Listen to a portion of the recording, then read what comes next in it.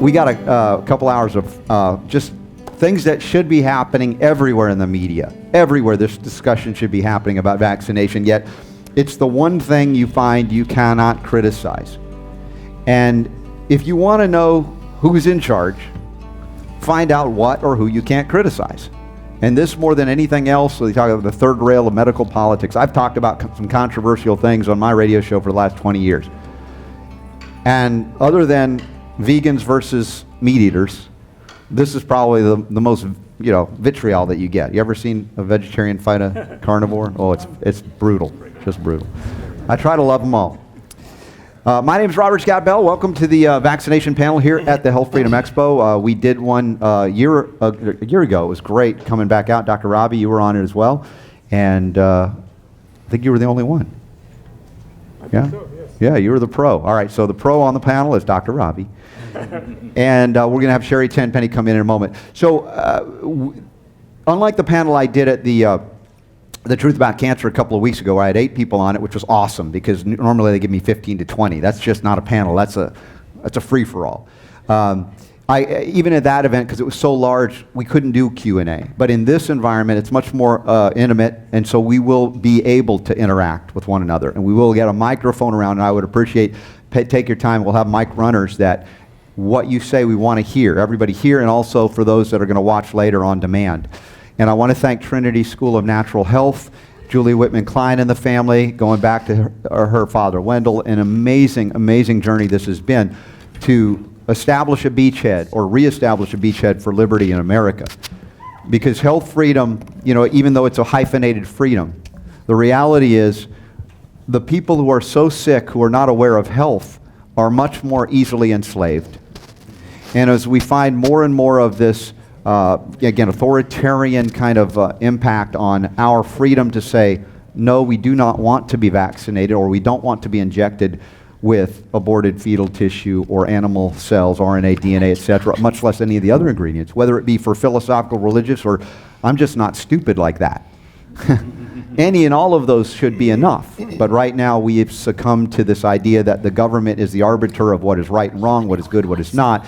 And as I say, your rights come from God, not government.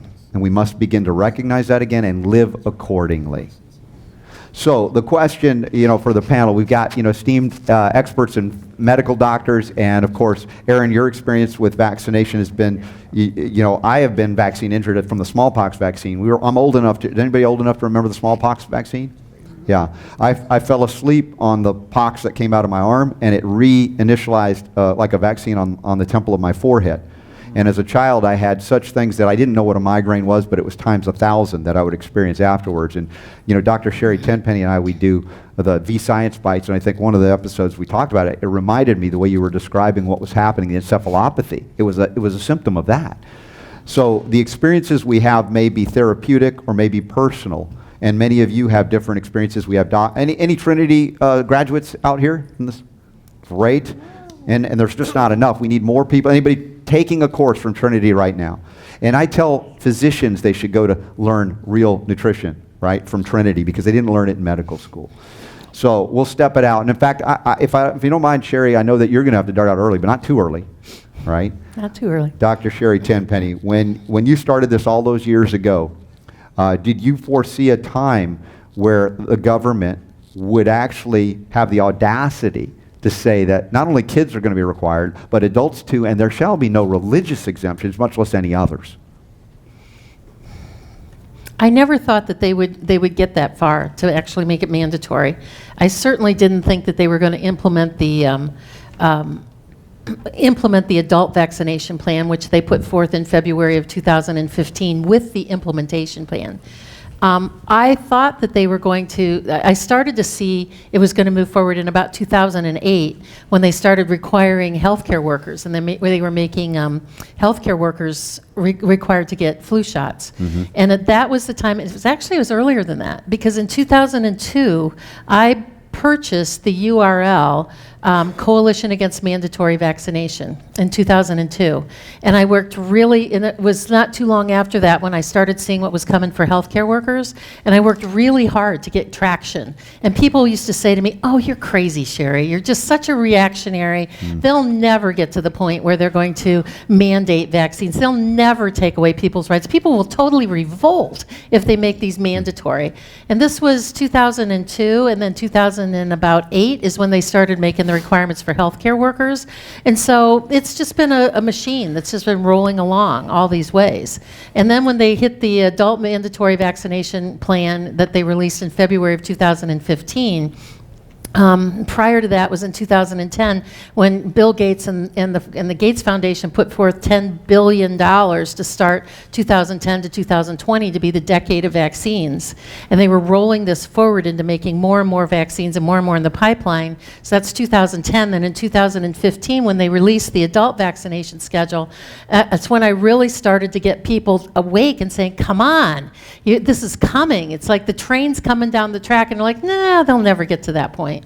And sadly, I think it's kind of the American way. It's sort of like if you living here in the Midwest and you hear on the television, tornado warning.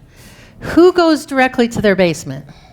A few of you. How many sit around and wait until you see the trees blowing over in your backyard? And even then, how many of you pick up your phone and run outside to tape it so you can live stream it to YouTube, right? Or Facebook, right?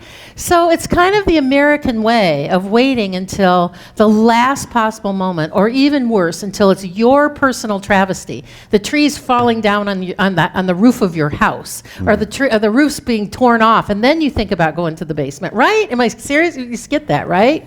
Well, until you personally have had a bad vaccine reaction, your kids have had a vaccine reaction, your grandkids, somebody that you know personally, it takes that to wake people up. And it's why I've been doing this for 19 years, is to try to get ahead of that curve, to get people to start asking questions, to start saying no, to start challenging what they're doing, to stand up and educate their politicians, educate your doctors. I mean, we have allowed the medical industry to have this parent-child relationship with us, that we are the child and we have to obey and do what they say because this other human being in a white coat told us to? Since when? You all need to read the book, I Can See You Naked, right?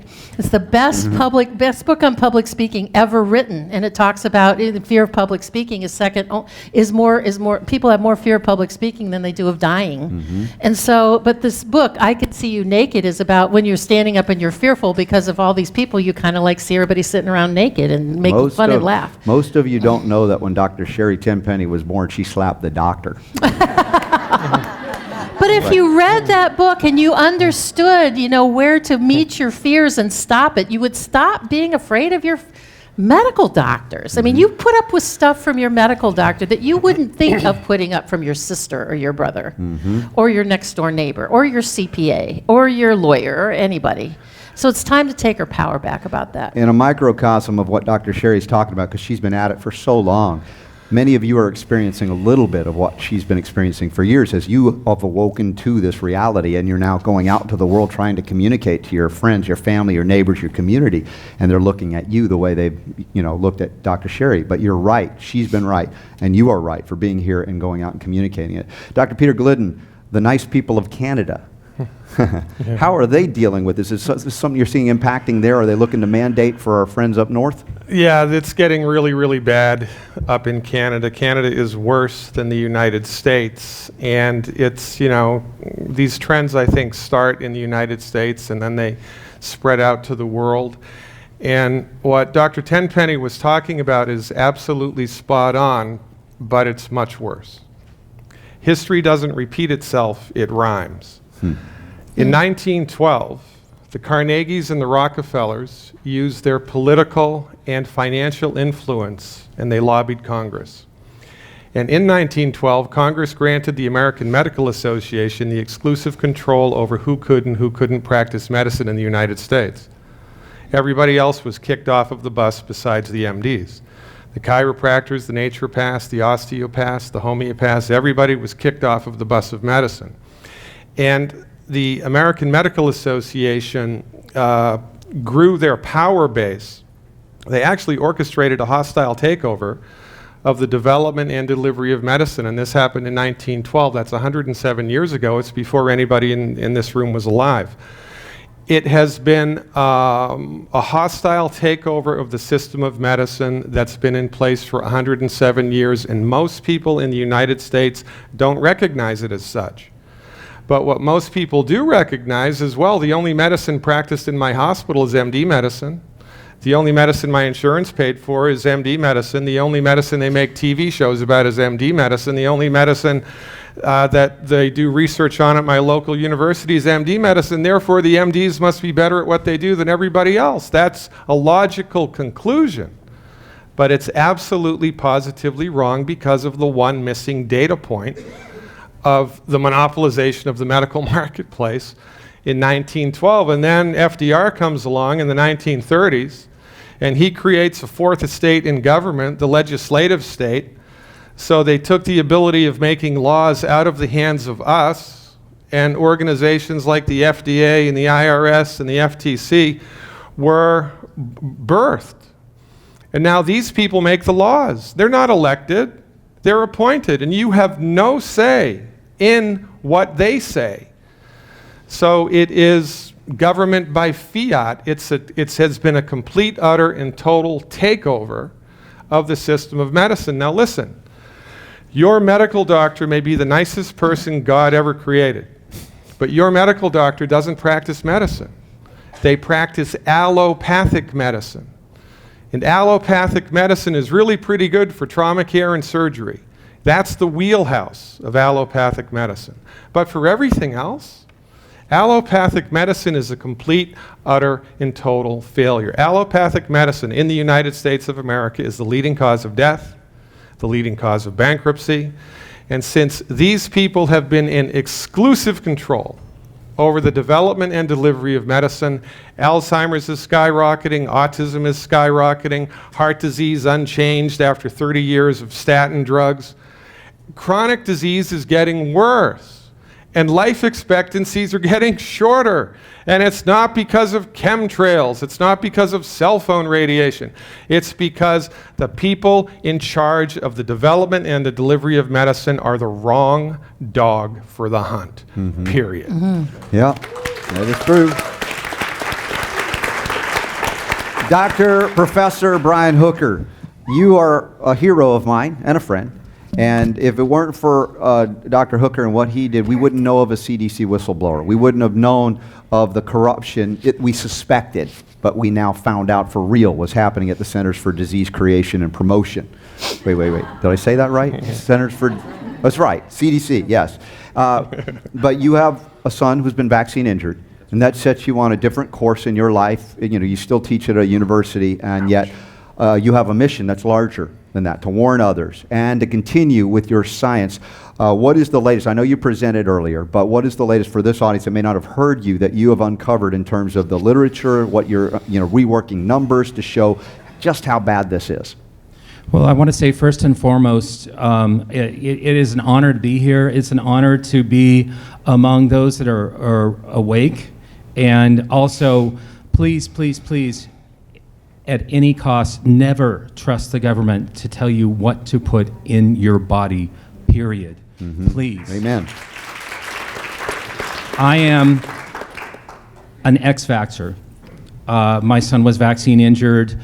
Not only was he injured by vaccines that he should have never received, that also had extremely high levels of mercury in him, which made him mercury toxic, but he received 3 different vaccines, including a live virus vaccine, all while having an active ear infection in his 15-month well baby appointment.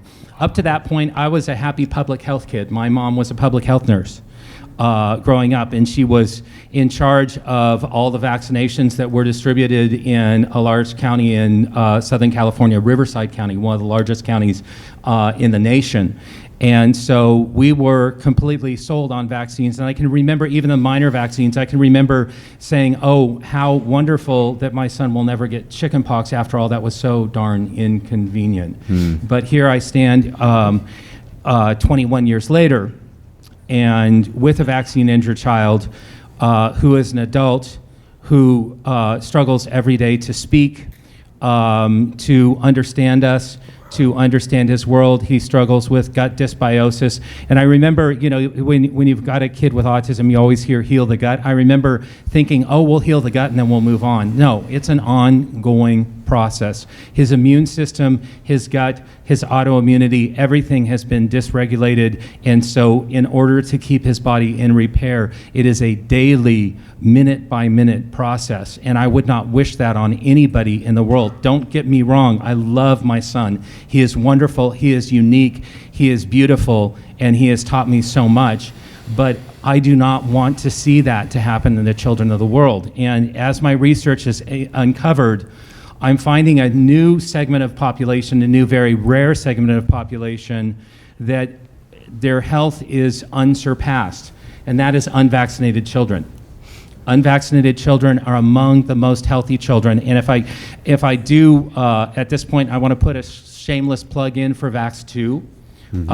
They're going to be talking about vaccinated and unvaccinated children in the comparison. And that movie opens in a lot of locations on November 6th. So please, if you can go to the website vaxed2.com, you can see where it's playing in your area. We'd love to have you. We want to distribute this. Obviously, they're trying to shut us down, so we can't even give the locations of the theaters yet. Because you know that the pro-pharma astroturfers, the pro-pharmaceutical medical establishment, and the pharmaceutical companies themselves do not want you to see this movie. But again, I am seeing comparison between vaccinated and unvaccinated children. The study that they tell you doesn't exist, just look in the open literature. I've found 36 publications where there have been comparisons of vaccinated and partially vaccinated children to unvaccinated children. They're among the most healthy.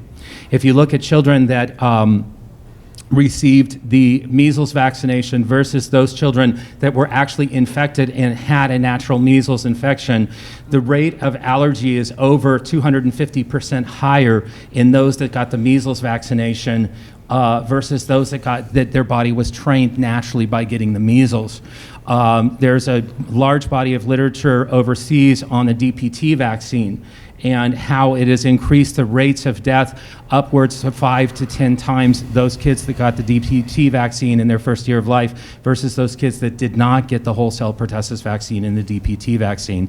And it goes on and on and on and on. A good resource is children'shealthdefense.org. They have what are called vax versus unvax studies, and I've been honored to be a part of that project to put together those studies.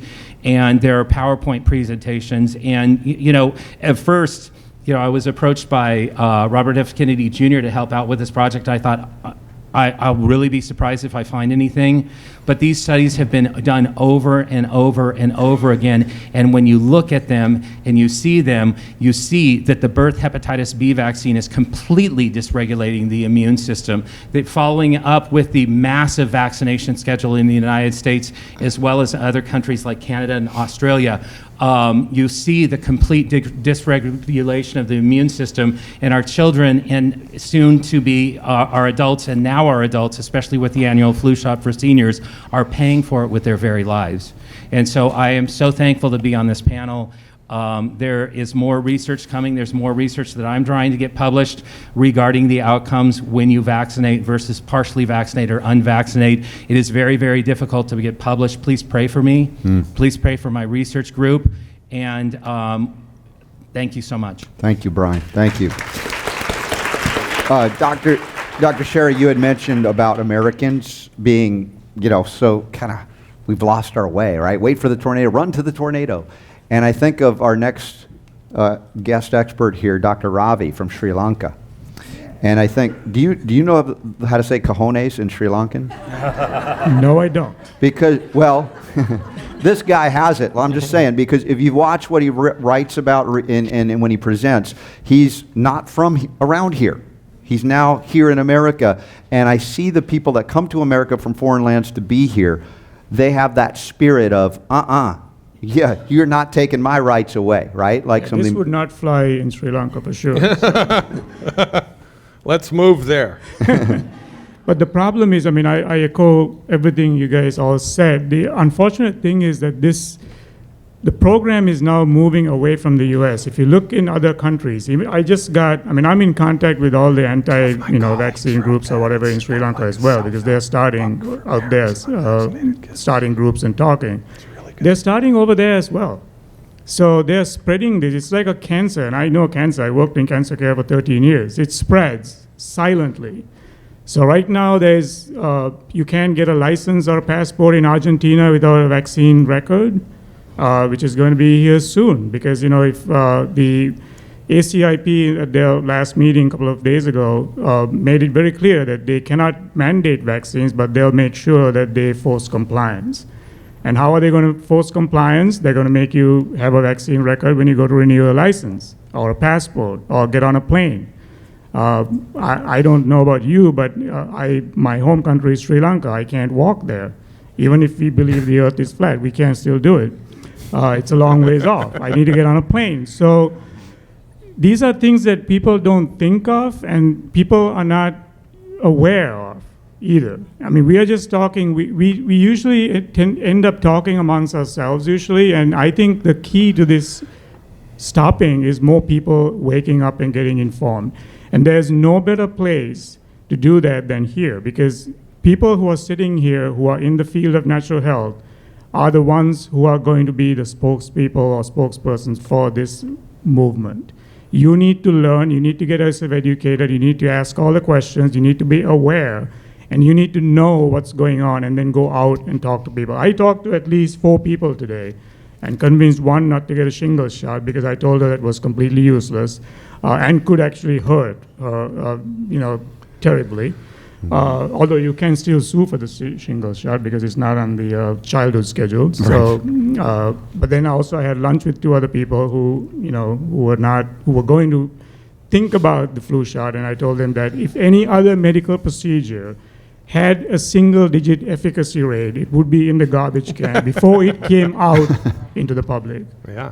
I mean, how can people just read this information even on media? They'll say, oh, the CDC says the flu shot was only 10% effective, but go ahead and get it anyways. Or get 2 if you can. I mean, this makes no sense, right? Common sense has to prevail. With vaccination, there's no common sense. There's no science either. This is tobacco science at best. Mm-hmm. There's a scientific consensus. So just because everybody says the science is settled, it doesn't mean it is. I'm a published scientist. I mean, I publish in medical journals. You can go look it up. I know science. I know how to do it. I know how to read it. And what I read with vaccine science is not science. It's a pharmaceutical agenda, and it's basically tobacco science. So there are classes out there, there's books you read, movies to watch. Please get educated, ask all the questions, and our names are all over the place. Like Robert said, I'm all over the place. So you can find me. I mean, I talk to people at 2 a.m. in the morning answering questions about vaccines, and I'll do that willingly. So that's I think. How many of you have had the difficult conversation with a friend or family member or neighbor about the vaccines? Anybody been yelled at or called names?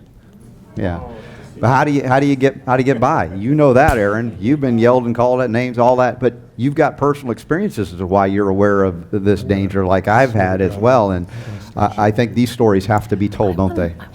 Most definitely, Robert. Yes.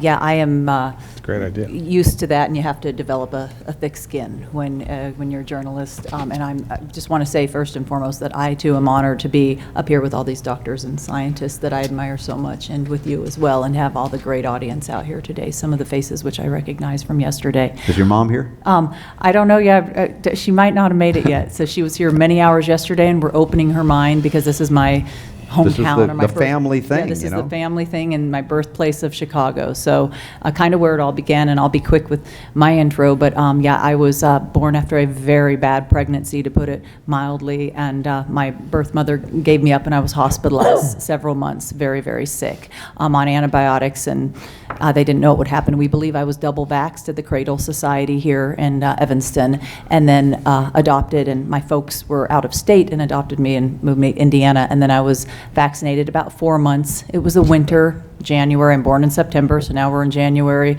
Severe cold, may have already had the vaccines, and it was the DPT that then I had developed encephalitis within hours, and febrile seizures and vomiting, and yeah, it was touch and go. So my mom would always tell me that story, but tell me that the pediatricians stated that it wasn't the it was a coincidence. It couldn't be the vaccines I just received, and it didn't help that I was sick on top of it in a winter and just adopted and still probably on antibiotics because I was born with severe thrush, and then they sadly, I mean, my mom, and I love her, she just did what the doctor said, so they continued that vaccine schedule. And then in my 20s, when thimerosal would still have been in the vaccines before they removed it in 2001. So I had an ice skating accident. I was trying some Tanya Harding moves out there. It was a bad idea, so don't do it. Did you have a lead pipe too? When you were doing Yeah, that? no, I didn't. I didn't hit anybody. No. And I had a bad ice skating accident in Culver City, and they rushed me to Cedars. So I was at Cedars-Sinai, and they gave me what would either have been the DTaP or Tdap. I know the Tdap, D. yeah. So and then very, very sick after that. Yet again, as an adult, because I had stopped by that point, but I was semi-conscious in Cedars, and they of course thought, oh, we've got to give her. She had an ice skating accident. We've got to give her that vaccine. So, So I cover a lot of the stories that these doctors are talking about, and not only that, but the censorship. I was with you and Dr. Tenpenny out at Truth About Cancer lecturing about censorship, mainly about vaccines, how so many of these pages now, like Dr. Tenpenny's and mine have, and I had to really search for hers because you can barely find it, and it's the same with mine, now they have the vaccine warning by Facebook, and that says right at the top that you need to go to the CDC to find out the truth. Don't find the truth here. So it's the censorship is absolutely insane. So Propaganda is right out there in the open for us to see it. Yeah, And definitely. in the former Soviet Union, they knew they were being lied to. Most of our fellow Americans still believe that they're being told the truth by these authorities or authoritarians. Again, I find it again fascinating. Again, Dr. Ravi, your story coming from afar to stand up for liberty here in America, and my many of my interviews over the years with people that came from Eastern Europe as well, they just can't believe what has happened here and which way we're headed, that we would centralize government. I mean, this was the disaster of the Soviet Union and socializing medicine as well. We are already in a theoretical capitalistic system, which is not, as Dr. Peter Glidden alluded to, a free market at all. It's a monopoly, and anything in a monopoly does not innovate. Prices go up, and the problem isn't that healthcare is too expensive, it's not healthcare. There's no care, there's no health in it.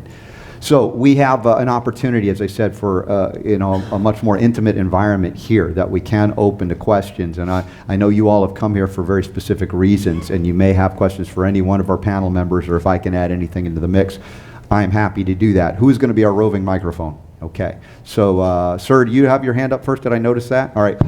Please be patient. I want to get a microphone to you so that when people watch this on demand later, they can actually hear the questions being asked of our panel members.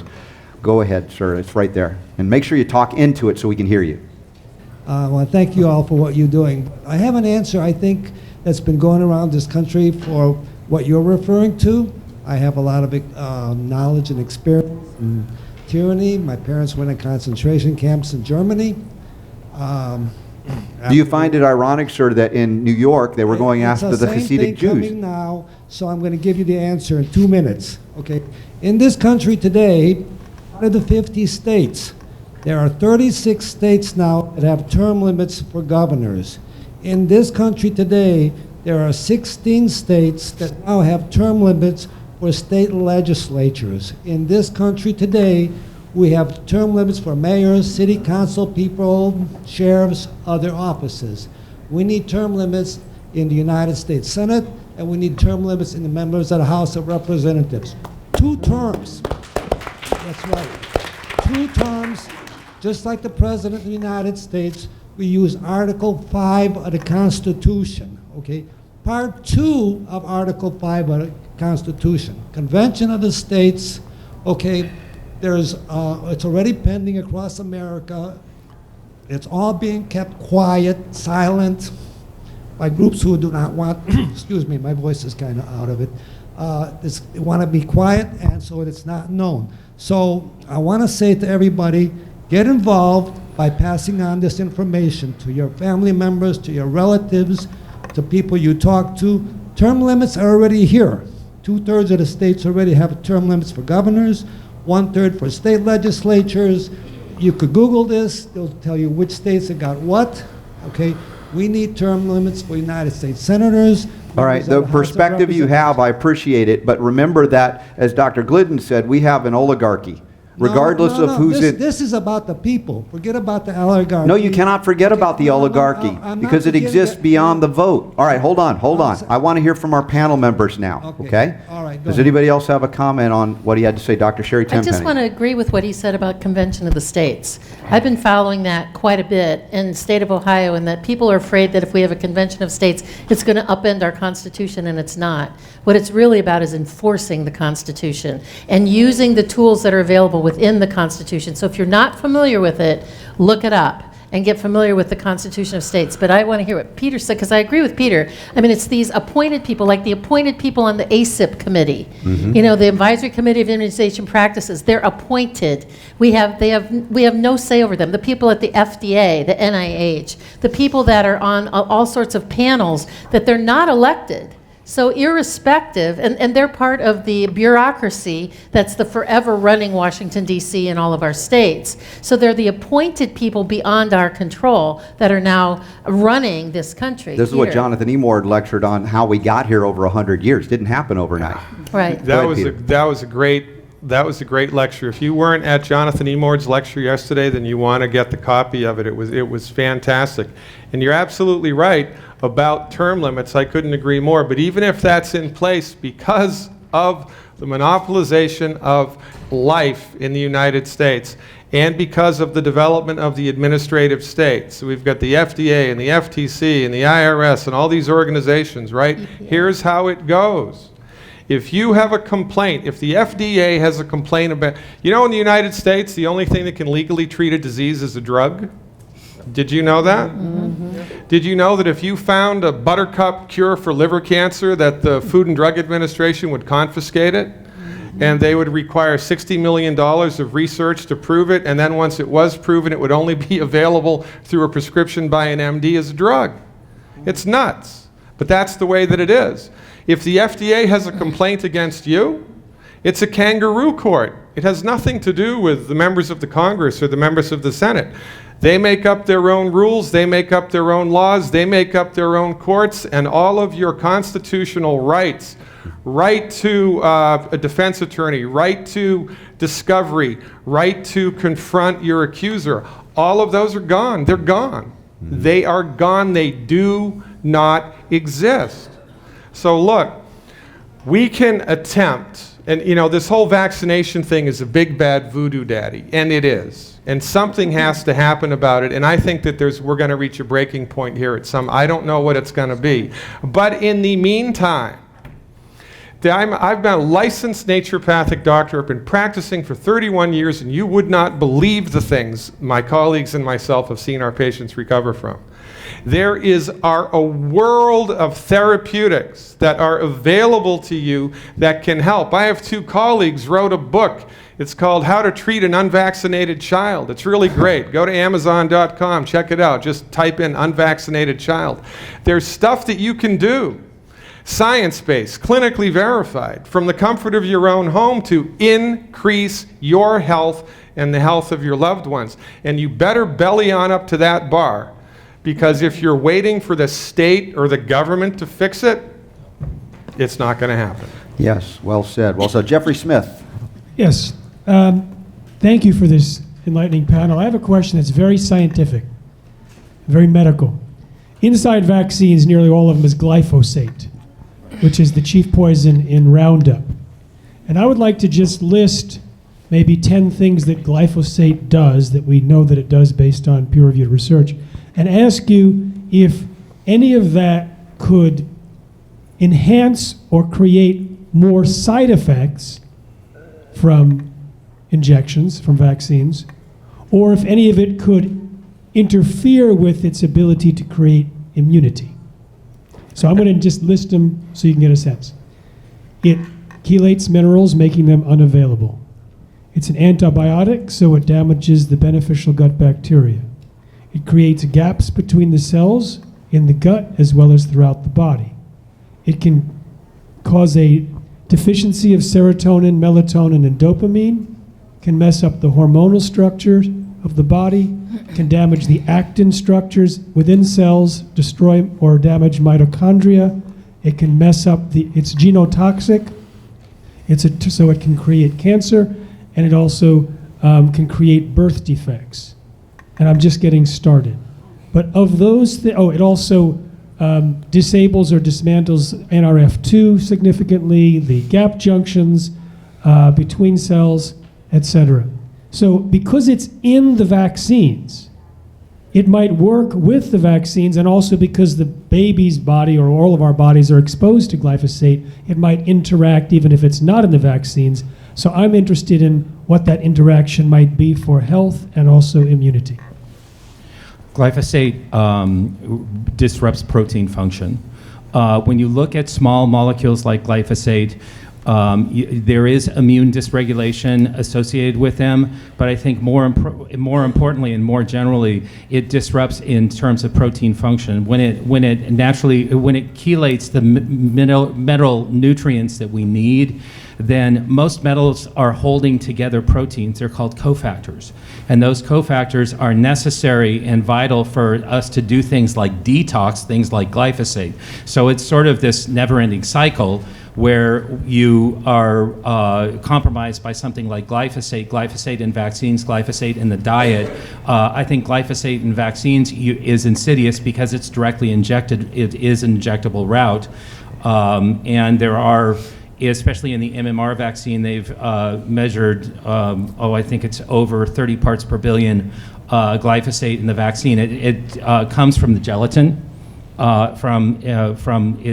interlocks, interlaces in porcine collagen, and pork gets so much glyphosate. The tolerable level of glyphosate in pork feed is 300 parts per million, and even though it's 1 part per million, then it's injected directly into us. And so, yes, I think that there's a lot of problems, and I think it's fundamental protein chemistry that the proteins are the workhorses of the cells. And so when you start to disrupt proteins and you're starting to deprive them of their minerals that they need, they become what are called apoproteins. They no longer function correctly. The cell can stop functioning. You get low energy. You compromise what's called the electron transport chain. You compromise any type of protein that is held together by the metals, which is a very, very significant portion of the proteins in the body. So yeah, the answer is yes. That everything that you talk about, I'm not an immunologist by trade, I'm more of a protein chemist, so I kind of answered it from that particular point. But it is very, very disconcerting that glyphosate has made it through our food chain and also into pharmaceuticals, including vaccines, and the direct injection route means 100% exposure. One of the challenges we have, and Jeffrey brings up interesting, because we may all have different areas of either expertise or passion and mission, like with the GMO issue. Yet, for someone like Jeffrey to bring up and start talking about vaccines could be damaging to what the coalition he's built.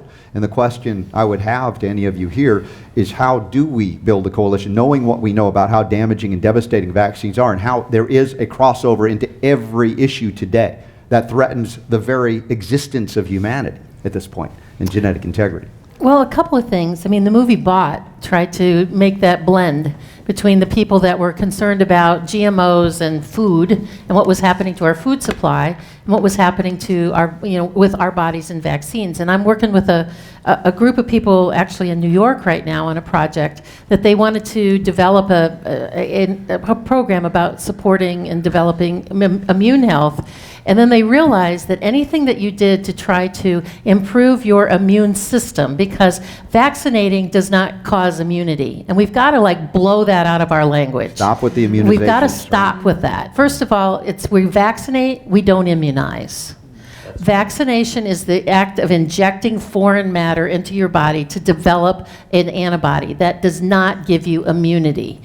Antibodies, if you were in my lectures this morning, I talked about high antibody levels and you can still contract the infection. So the presence of an antibody is a marker of contamination. It is not a synonym for protection. So we got to take that out of our language. We just have to stop. We have to stop calling childhood illnesses diseases. We need to reframe that as infections because they come and go, they don't come and stay.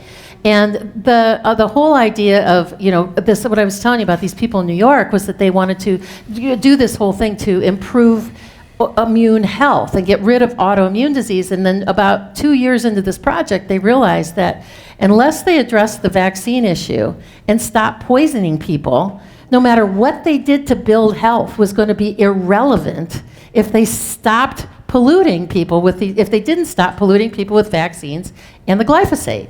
And what they're doing actually, so no matter what supplement you take, no matter how much you use food as medicine, no matter how much you try to detox, if you're still going to get your flu shot, or you're still going to spray your Roundup around your yard, it doesn't do any good really because, you're trying to improve something that you're constantly polluting and destroying. We become our own worst enemy when we do that. Dr. Ravi?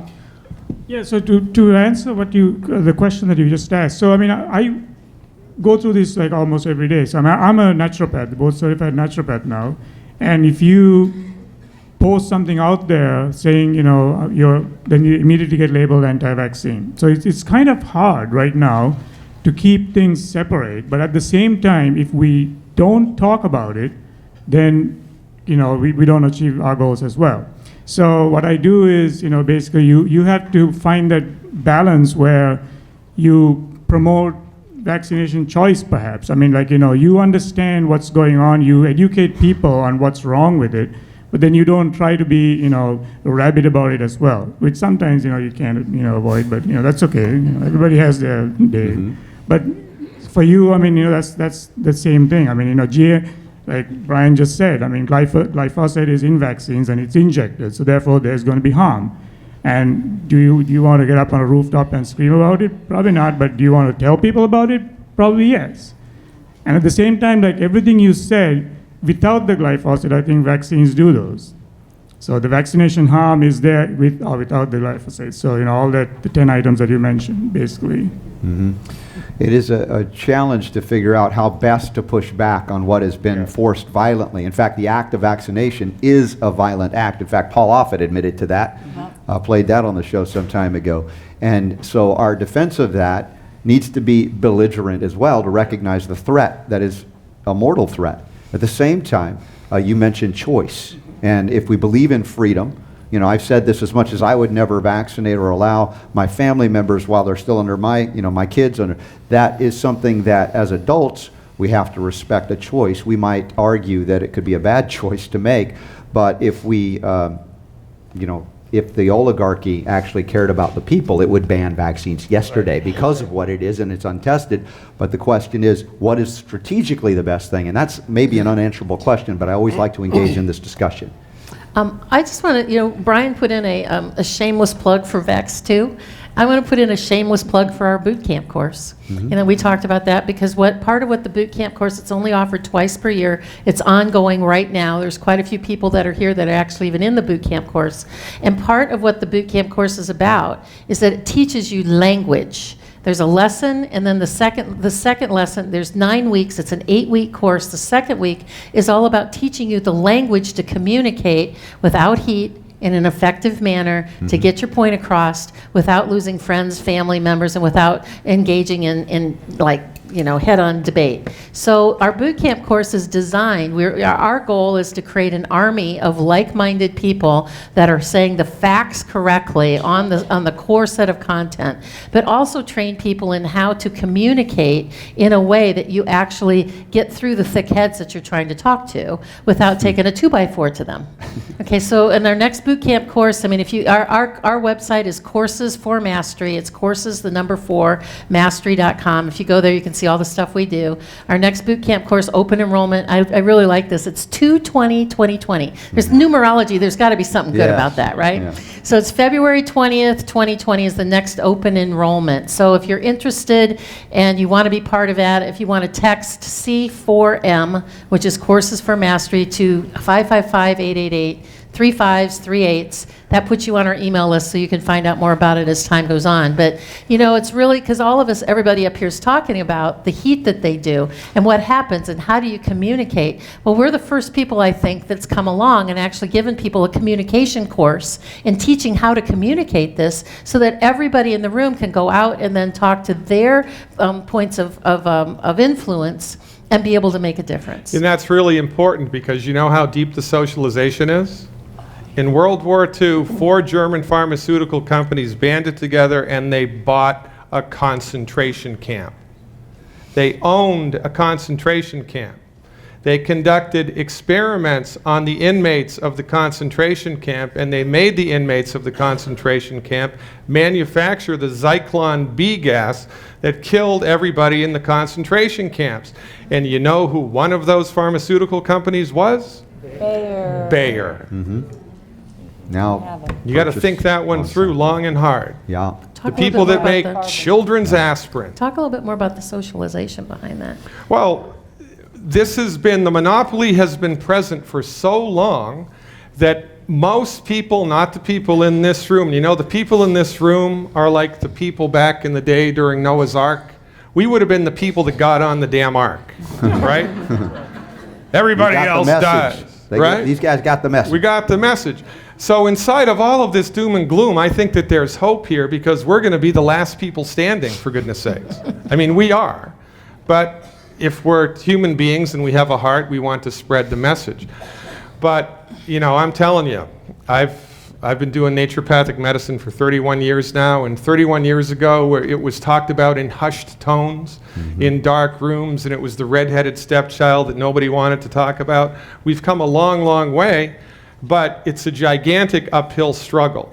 I don't know who started it, and I don't know why it is the way that it is, but most people in the United States really think that their medical doctor holds the secret decoder ring to all things medical, and everybody else is a back-of-the-bus quack with substandard dangerous training. Exactly the opposite is true. I don't know how this started, but this is the situation. So we need skills, baby. We need to learn how to communicate this to our milieu because there is a chance here, right? Because 2 people talk to 2 people, talk to 2 people, talk to 2 people, talk to 2 people. Before you know it, you've got a movement. And then maybe we can get some flippin' leverage. But in the meantime, figure out how to keep your bodies healthy and those of your children, because you're going to have a gigantic leg up on the whole situation if you can do that, and it's not that difficult. And I'm a timid guy. I don't like to talk to strangers, but be brave. My wife has what she calls the 3 foot 30 second rule, and if somebody's within her 3 foot sphere of influence for 30 seconds, she's going to talk to them about vaccines and vaccine safety. Nice rule. And you know what? She gets a lot of smart remarks. She gets a lot of smirks. And she's still the same person afterwards. She's lovely. My wife is a saint. She's beautiful and wonderful. It's not like it rubs off on you when you get the rejection. You know, the rejection isn't a disease. There isn't a vaccination for rejection.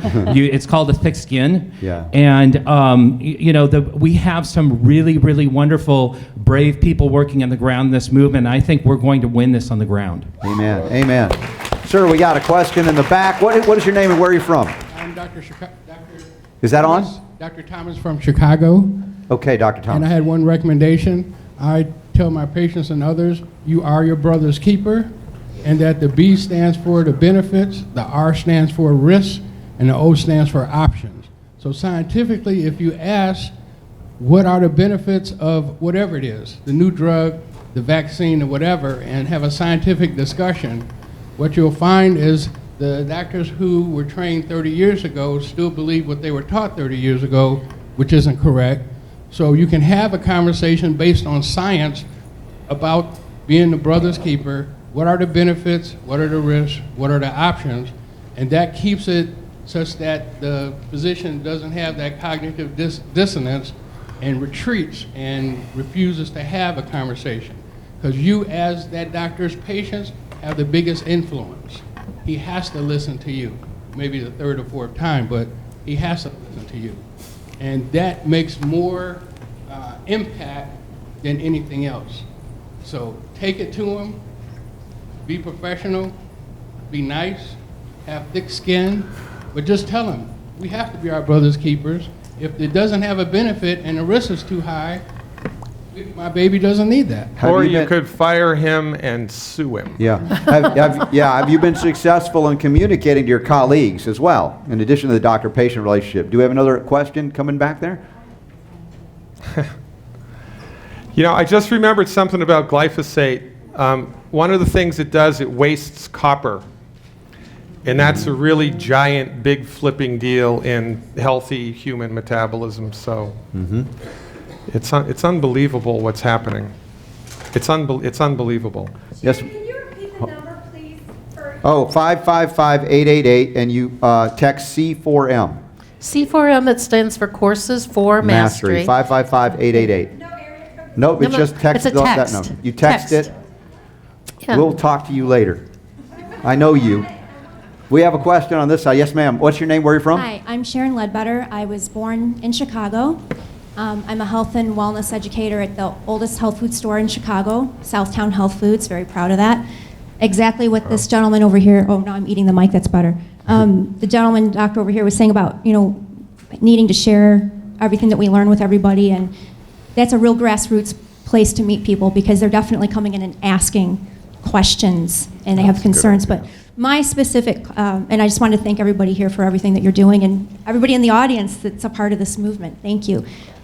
Everybody's needed on board for this. My question is, though, we know that the gut is assaulted with vaccines and that there's significant vaccine or, gut dysbiosis damage done. I was wondering what your thoughts were on FMT or fecal microbial transplants and the effect that they've had on reversing that damage. Any doctors up on the stage that work with that? Brian? I don't work with it specifically, but I have attended seminars on it, and what they're seeing with fecal microbial transplant, there's a doctor by the name of James Adams who's out of Arizona State University who's doing an FDA clinical trial, and just as an aside, the thing that he's hearing from the pharmaceutical industry is this cures. And we don't do cures. We want long-term treatments. Where have we heard that before? But with the fecal microbial transplant, they're seeing about 50 to 70% of the patients are showing some signs of real strong cognitive improvement. They're also going back and they're looking at the long-term benefits of the gut for fecal microbial transplant, and they're finding that if they properly flush out the old gut organisms, he uses vancomycin, which I do not recommend. There are other kinder, gentler ways to flush out bad microbiota, but when they do the fecal microbial transplant, afterwards they're seeing that the new flora, the new terrain will persist for as long as 2 years, and I think that's nigh into incredible that they're able to do that. And they're also seeing in these children and now adults that they're doing this clinical trial on, and these are primarily autistic kids on the autism spectrum. They're seeing long-lasting cognitive improvement. So I'm very, very excited about this technology. I'm not very excited about the FDA being involved in this technology. I think we need health freedom with fecal microbial transplants. But just to answer your question, yes, very, very exciting results. To echo what Brian just said as well, as a homeopath, and these are holistically oriented doctors, and of course holistic as you can be there, Erin, too, that there are ways to address the imbalance and the dysbiosis without also poisoning and creating more inflammation. Because as I lectured earlier today, antibiotics are a form of chemo. Right. They are. And so there are better ways, is the point. So very good. Do we have a microphone coming up here? Tell us your name and everybody. I'm from around here, 45 minutes away. She'll remain anonymous. So I own a health food store and a wellness center. But what do you say to the people that are trying to get doctors to work with their kids and they refuse to, see them if they're not going to get their vaccines? Get a different doctor. You've just found a doctor you don't Put them want. out of business. Okay, but my niece just moved to South Carolina. She can't find one doctor that's willing. Then what about a nurse practitioner, a physician's Is that assistant? possible? Yes. Yeah. What about a naturopath? What What about about a a pediatric chiropractor? Yeah. You don't need a pediatrician. That's right. Okay. Amen. Good. Thank you. Great answer. When you need a pediatrician is when you need a pediatric specialist. If your child has seizure disorders, or if they have a brain tumor, or if they have insulin-dependent diabetes and they need to be managed. But and Dr. Mayer Eisenstein, you guys remember yeah. Mayer? Yes. I mean, Mayer, who was a pediatrician, who said this all the time. You do not need a pediatrician. In fact, they need to take the subspecialty of pediatrics and just do away with it, because it's only an opportunity to vaccinate is all it is, And one of the things that we don't do very well anymore in our society is extended family learning. I mean, if this is your new baby, don't you think the best person to ask might be your mother or your grandmother? Is this kid sick enough for me to be worried about it? And they're like, no, they're just got a little snotty nose, don't worry about it. Instead, what does our society do? Run to the pediatrician. And I spoke at the Holistic Moms group. This was several years ago now, and I sat at lunch. There was a big table of 12 young moms. And I said, I have a question for all 12 of you moms. And I said, this isn't a gotcha. This isn't trying to pull anything over on you. It's a sincere question I need to ask all you moms. Why do you think you need a pediatrician? And they all kind of sat there and they all kind of looked at each other. And finally, one young gal from New York went, because everybody else has one. Yeah, it's herd mentality. And they were like, yeah, that's probably, what do you think that you need to get from a pediatrician you couldn't get from your mother or your grandmother or your next door neighbor that's a nurse that might have been a pediatric nurse or a pediatric chiropractor that's been trained? What you need to know is your child's sick enough that they need medical care. Is there some other alternative that they can do, like sweet oil in the ears and give them colloidal silver and elderberry syrup and all these other things that they just need for their common little sniffles that they need to have? See the homeopath first. Exactly. So, this whole thing about I have to have a pediatrician, well, the medical, like Peter was saying, the MD cartel has trained everybody to believe that you have to have that. In fact, they've even put up barriers of impediments of saying you have to have an MD sign off on your sports physical to go play sports. Well, then go to an urgent care. You know what? Go to an urgent care. There's an see- MD there that you can go and say, hey, can you just do a physical on my kid and sign off on this paper? They get paid by the hour. They'll do it and send them on their way. If you need a nice suit, I noticed that pediatricians are really good with that tape measure thing. They should be tailors at that point. Yes, that's maybe, you know what? Because we keep saying, what do we do with these people we're going to put out of work? We Right. need to give them another line of Tailors. business. We need Maybe good that's clothes. it. Nice clothes. We need to have Exactly. tailors. They come up with some good solutions here. Robert, Yes, I have a please. lecture I have to go and give now. But Do I, you? as, Okay. as a parting shot, if you're not aware of Robert Scott Bell's radio show, podcast, become aware of it. We're talking about networking and grassroots and staying informed. It's a fantastic thing to plug into. So check it out. Thank you, Peter. Thank you for your support. Live long and got more. prosper. And everyone up here has been on the show, Thanks, and I love hearing your stories as well. So please do that. Dr. Sherri's on every couple of weeks. We do V-Science Bites to get you the science that the doctors are too illiterate to read, apparently. Yeah. And all right, we do have more questions. Erin, it's been quiet over here. Do you have any any other things that are bubbling up through your heart that you have to communicate? I was just, so many thoughts going through my head. I think that Dr. Tenpenny makes a great point, because we get email after email that they can't find a pediatrician that will, that will see them. And then the other problem is that and I don't know if we dare go here, but they're having trouble even in the state of Florida now, and there is legislation coming up to try to do away with religious exemptions, because we haven't talked about this much, but that they can't find a doctor now. They're all afraid, even in Florida, to write medical, or to write exemptions, religious exemptions. right? Yes. Yeah, so forget medical. We still have religious in the state of Florida, where I live now, though I'm from here. And so I'd like to ask the panel what they recommend recommend, because so many people, and of course California, and I don't know if you know, that they just days ago, I believe it was the LA Times, they love to do in the LA Times, they said they've charged 3 more doctors in the state of California for writing medical exemptions, and they said, and there's more to come, and they sounded so excited about it in their article that they're going to be coming down and cracking down on these doctors that have written medical exemptions, in California. But the problem is people are having trouble, even in Illinois here. Yesterday I talked to people, and they said, I can't find anybody to sign off on a religious exemption. So I'd love to ask the fear is there the panel here if they have any, if they have any, I don't know what to tell these people who continually ask me that. Has anybody heard of anybody calling for a separation of medicine and state? Right? Go ahead, Dr. Ravi. So a religious exemption, everybody needs to read what the Constitution says about religion.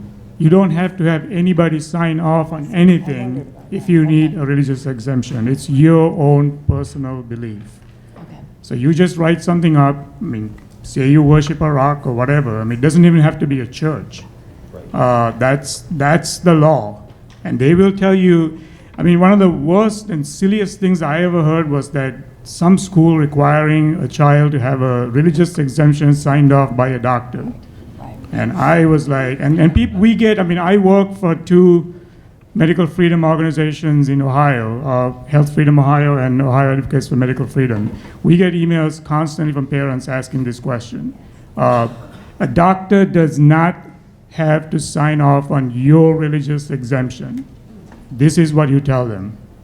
As far as finding people, I mean, you know, I have a 3-year-old somewhere here who's unvaccinated and quite healthy, but we do have a pediatrician from Dr. Sherri Tenpenny's office that we see once a year and just say hi. Because the child doesn't get sick, and even if she does people get sick often. We don't run to the doctor at the moment you see a fever. Fevers are there for a reason. If you don't let fevers run its course unless it rises above 105, you're actually hurting that child's immune system from learning. Immune systems learn from combat. So don't give anything, watch the child, make sure that the child's comfortable and not acting up or having some issue. Fevers go away. They're there for a reason. I mean, our child has had a fever of 104.5 one time, I remember. And we were starting to get anxious, and then she was just fine. So maybe she's 3 years old now, she probably had like 4 or 5 fevers that we run to homeopathy first. Homeopathic remedies, if you do them correctly, don't follow the little instruction on the side of the tube. It doesn't work that way. That's the homeopathic drug version. If you don't know, there's many good books that I can probably, and Robert will probably help you with that as well. You have to match the symptoms exactly. And if you match the symptoms exactly and choose the right remedy, within 24 to 36 hours, I'll guarantee you that child's going to be well. Sometimes sooner. Sometimes sooner, yes. And Dr. Ravi, I know that you have also produced some what we call videos on demand for Trinity. And I know I'm going to be producing some on homeopathy because we need that. So I get to shamelessly... I would shamelessly plug you if you don't plug yourself, because this is important. This is all related to what we're doing today. It is actually, I mean, I agree. People need to be informed and educated. And for that reason, Trinity has a video on demand lecture series, and they've asked me if I could do one on vaccines, and I put part 1 on there. I can probably write 20 lectures on vaccines, but I'm going to condense it into 3 lectures. Part 1 is already on there. This is the kind of stuff that you need, the history and, like what we're dealing with. If you don't know, you can't tell someone. So that's a really good way, and it's not only for students. Anybody can just go to the site and take the class and learn, and then talk to people. I mean, even in Ohio, I have started with our group things that we call it ethical discussions on vaccines. It's one Sunday every month. I think mine's the first Sunday of every month in different areas of the state. I go to the library, it's a free event, public event, and we talk science.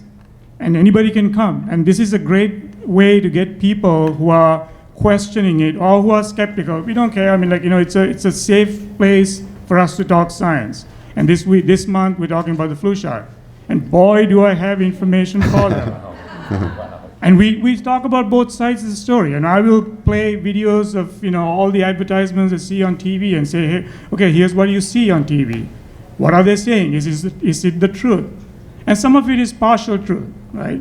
So we'll have what we call missing information, and we fill in the blanks. And then I'll present the science to them and the facts, the numbers. The CDC has all of the numbers for these disease statistics that you have never seen, which I have access to. Then I go and I print it out and I show these people.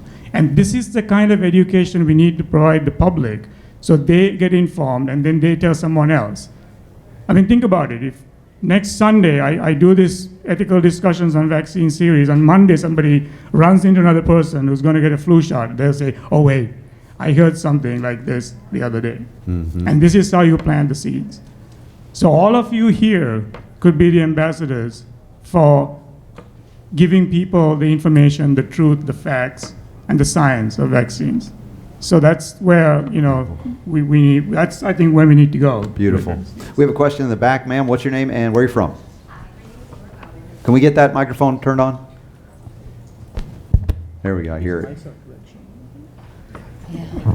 Hi, my name is Laura Bowden, and I'm from Illinois. First, I want to thank you so much for doing this movement and working so hard. My question is, can you give me an explanation between the MTHFR gene mutation and its variants and vaccine injury?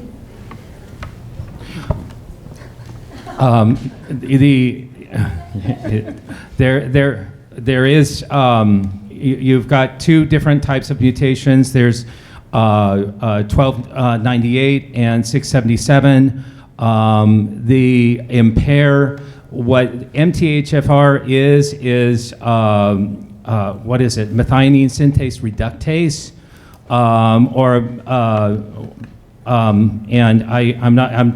there is a reductase enzyme in the detoxification pathway, and when you have those particular variants, then you have more of an issue in terms of being able to produce methionine and also cysteine. What that creates is a deficiency in things like reduced glutathione. When you have a deficiency in reduced glutathione, then you have a hard time detoxifying metals and other types of toxic components. Glutathione is a tag for detoxification that the body has, reduced glutathione, and then it is converted to oxidized glutathione, and it is this MTHFR gene that's central in terms of regenerating reduced glutathione. When you have those particular mutations, then you have to support with things like methylene tetrahydrofolate, or what was used to be called, the prescription version is called Deplin, or you can get some also supplement that I use, it's called MethylPro, and you have to be able to support that. That does leave you more susceptible to vaccine injury. There are other genes within that same methylation sulfation pathway, and there's some excellent work by Dr. Jill James. There was a paper that came out in 2006 where she looked at the propensity of actually autism with different genes within the same pathway. I recommend that particular paper. Just look up S. Jill James on PubMed in 2006, and you can actually type in just MTHFR, and that paper will come up. This is also, I feel like this is the Johnny Carson show because we're all like leaving, and so I have to. No. I've got to catch a plane. We're hoping that you miss it and you stay longer. Okay, if I miss it, I'll come back. I promise. But I wanted to thank you so much. I've had the privilege of being with you for 2 days. This is my first Trinity conference. Yay, I want to thank the organizers. This will not be my last Trinity conference. Yay! Thank you so much, and thank you for continuing to be brave. We love you, Brian. Thank you, Brian. This has turned into Hi, Brian. the vaccine survivor panel. Who's got the idol of immunity? Let's see, can you bring that up to the front? Because I've got someone I want to introduce. How many of you are from Illinois? Obviously, we're in Illinois. Raise your hand. Okay. So local, beyond our Trinity conference here that we have once a year, what happens afterwards? Locally, of course, we're in Illinois, and we have someone here in the front row, Christina Fujiti Junta. She's from Holistic Moms Network and the Illinois Vaccine Awareness Coalition. And if you'd share a little bit about, stand up so everybody can see you and tell us about what you're doing to provide other resources locally after the event. Okay, I'm a little nervous. See if we get that on. No nervous, you're doing great already. You stood up and didn't fall. I'm going to take Dr. Tenpenny's advice and imagine I'll make it. So, that'll help me feel a little calmer here. So, we have two private Facebook groups. One is called Protect Parents' Rights in Illinois, and the other one is Project Illinois. Protect Parents' Rights in Illinois. Yeah, hold the Can you hear microphone me? closer. Okay, Protect Parents' Rights in Illinois is a private Facebook page, and if anybody wants to join these private Facebook pages here in Illinois, just search my name on Facebook, Christina. Zuckerberg promises he's not going to censor you. Yeah, I really don't care about Zuckerberg, but it's Christina Fujiti, Fuggiti, Giunta, and I can invite you to these private Facebook pages. So it's Protect Parents' Rights in Illinois, focuses on working with legislators, meeting with legislators. We also are attending the Illinois Department of Public Health meetings, Immunization Advisory Committee meetings, and the State Board of Health meetings, because they are very involved in pushing mandates in Illinois and removing religious exemption. It starts there. We are learning it's starting with the health departments.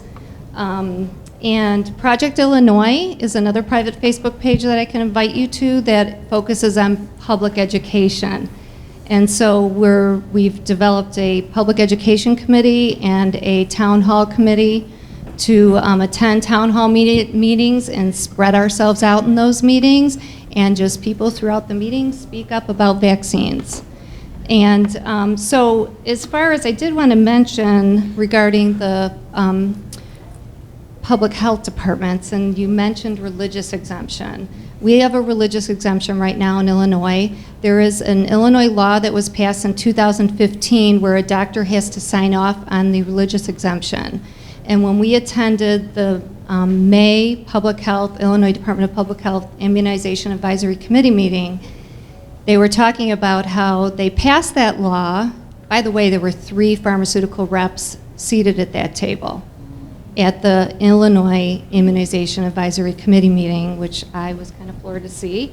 I didn't know that they were infiltrating at the state levels and influencing our health departments. And I'll get into that in a minute, but they talked about the religious exemption, and when they passed the law in 2015, they passed that hoping that there would be less religious exemptions, that less parents would seek out a religious exemption if they had to have a doctor sign it. Well, they were seeing an increase in religious exemptions even after passing that law. So they were speaking in the meeting, they sounded like little pans from California. They were saying that they needed to start investigating these doctors that are signing the religious exemptions. Thank goodness there was someone there from Illinois Vaccine Awareness Coalition that was very aware and knew that law inside and out, and spoke in public comment and corrected them. They were diligently taking notes, but told them that the doctor, they were talking as if the doctors needed to be investigated by the medical board, as if they were doing something wrong. And what the doctors, the law only states that doctors just need to advise the parents the risk of not vaccinating. They're not, authorizing whether or not this is a valid religious exemption. And that's how they were speaking in this, public health meeting, like doctors were somehow breaking the law. And so they were corrected on that they were totally off on that. And then Patricia here from Illinois Vaccine Awareness Coalition wanted me to mention too that nurses at Walgreens can sign those religious exemptions, nurse practitioners at Walgreens, so you don't have to go to a pediatrician. And I'm also a parent of a vaccine-injured child. My son is now 20. He was injured at 2 and 4 months old and from vaccines. And I recently switched. I have a 15-year-old daughter also who is not vaccinated at all, home birth, got nothing, totally healthy, no problems with her. And we recently switched to a naturopathic doctor because I got fed up with pediatricians. And I wish I would have done it sooner. I mean, I am finding amazing just results with a naturopathic doctor. And there's plenty of them here in Illinois. And I was speaking with my doctor the other day here in Illinois, and she said that the local school here in Illinois for naturopathic doctors, that they're seeing a significant increase in students there, wanting to be a naturopathic doctor. Nice. Thank you. Christina, yeah. thank you so much for standing up to share that. You did great. Appreciate that. Erin, did you have something you want to add to that? Can I say one more thing? Quickly, yes. We have a screening of Vaxxed 2. Two, I right. know, Dr. Hooker, I'm making a shameless plug here. Did you guys tip the theater and get enough tickets bought?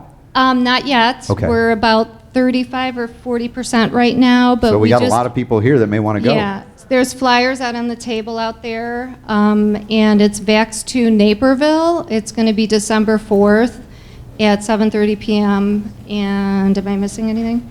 I think that's it. Yeah. Okay, thank you, Thank Christina. you. Yeah, so see Christina if you want to be sure to be able to attend that. Erin, go ahead. Thanks, Christina. Go ahead. Christina just reminded me of something because, well, you did actually, because you were talking about Mark Zuckerberg.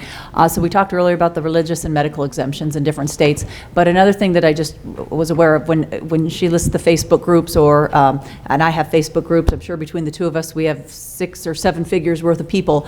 But I think it's okay to say, and I haven't mentioned him, that Joe, Dr. Mercola, my better half of 10 years, left Facebook. And the reason is because he has inside information. They're going to take all of our pages down. So your page will be gone, your page will be gone, my page will be gone. And we have to start seeing that reality. Like Dr. Tenpenny talked about, the tornado's coming. I actually was in a tornado and took our house, and we luckily made it. But I'll tell you what, like she said earlier with that tornado, the trees are coming down and whatnot, and we're not going to realize it until it's gone. Except it's not going to be our house, it's going to be your pages, it's going to be your groups, it's going to be all of your social media is going to be wiped out. Hence the reason he left. That's why he left, because they have inside information, and he just interviewed the Google whistleblower 72 hours ago. They are all going to be taken down. So there is a solution. What's the solution to that? Then you have to have your website. So everybody's done a little shameless plug. Mine is healthnutnews.com. You need to get on that newsletter. You need to get on Dr. Tenpenny's newsletter. You need to get on their newsletter, separate from relying on Mark Zuckerberg, because as Congressman Posey from Florida, where we are, just interviewed him, he says no, he doesn't want the information out there about vaccines. He doesn't agree with it. He's not going to allow it to be seen, but now they're going to be taking it down. And they haven't mentioned that yet, but I agree with the inside information we've heard from the Google employees and from not just Google, but Facebook employees. They are going to take those pages down. Google's already taken us out of the search engines. Pinterest already taken all our pages down, and Facebook will be taking them down sooner than later. Yours, and mine, and everybody else here who has. We have to rely on each and every one of you to make a direct link to Dr. Tenpenny, to Erin, to Dr. Ravi, to me, to our, and to you, and to share that, because the direct path we've had of ease, using social media for the good that it provides, there is a lifespan that is apparently running out. So we've got to take steps there. Do we have a question or comment up here? Yes, go ahead. I mean, that should be enough to question why are they doing that? I mean, why are they censoring the information that is scientific, that is published, and why are they, shoving it away? It's a good question. I just wanted to make two. We have a sign-up sheet, Illinois Vaccine Awareness Coalition.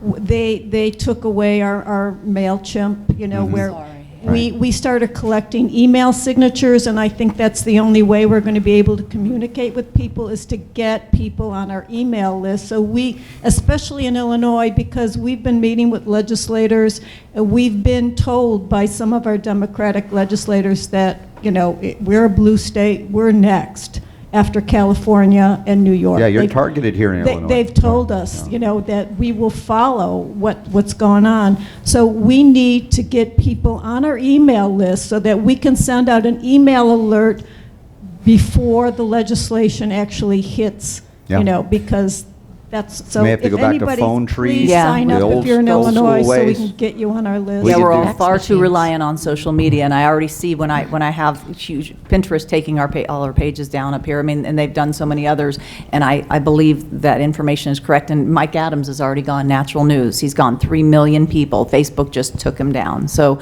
it's just happening slowly, like the analogy Dr. Tenpenny said with the trees, but soon it'll be our home or our pages or groups. Dr. Ravi, did you have something? Yeah, actually, I think so. What people can do, I don't know if everybody here is from Illinois or not, but every state There's 50 states have medical freedom and health freedom coalitions and groups. Get involved, because without your involvement, these groups, stay small and they can't do as much. But with more people joining and support these organizations, I have met with legislators. I have chased them down the road. I have gone to their homes. I have had lunch with them. I've done everything with them. And you know what? One of the things they tell me is that, well, we never hear from the constituents. And if they don't hear from you, they assume you're happy. And I don't blame them. I mean, they have a lot of constituents. So if they don't hear from you, they think you're fine. So the only people they're hearing from are us, the freedom groups and the health medical freedom groups. People need to get involved. I mean, right now in Ohio, we have a bill, SB 132, which basically tells schools that they need to inform parents that not only are vaccines required, but there are 3 exemptions. In Ohio, we have religious, medical, and philosophical exemptions, which they never tell parents. The letter that goes home with the kids say, these vaccines are required for your child to attend school. So parents automatically assume that they're mandatory and they got to do it. And then they, take the kids to the doctor and get them poisoned. But what the legislation is going to be is that the schools need to tell parents that there are exemptions as well. Now, guess what? Every single medical organization, every hospital organization, every nurses organization in Ohio is against it. And you know what the argument is? Well, if they know the truth, then they're not going to vaccinate. Excuse me? Yeah. So in other words, what they're saying is, we're going to not tell you the whole truth, so you'll be in the dark and you'll do what we want you to do. And this is the point where we are at. So this is why education is important. This is why you need to know what is available, what is the truth, what is the law. And the only way you'll know it is by joining these groups, going to these events that they hold, going with them to the legislative meetings. And I know it takes time, but we're talking about our children. I mean, I have a 3-year-old out there right now who's unvaccinated, who's pretty healthy. I'll do whatever it takes to protect her. Mm-hmm. And I think everybody ought to move to Ohio.